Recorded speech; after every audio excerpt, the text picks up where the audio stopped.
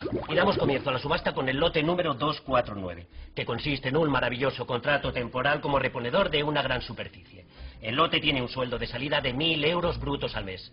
¿Alguien se anima? 900 al mes. Yo lo hago por 800. 700. 700 euros ofrece el parado de larga duración de la primera fila. ¿Alguien baja 600? 600, 600, 600... 600. Y sin alta la seguridad social. Yo me conformo con 500 euros al mes. Y además soy autónomo. Esto se anima. Vamos, señores, pujen, piensen que se trata de un empleo temporal. Hoy en día un auténtico chollo. He oído 400 euros y con contrato de prácticas. 400 euros con contrato en prácticas y además trabajando festivos.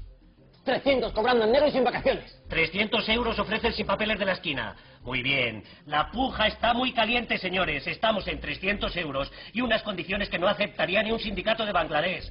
¿Alguien puede mejorar la puja? A mí no me importa que me hagan mobbing. Es más, me gusta.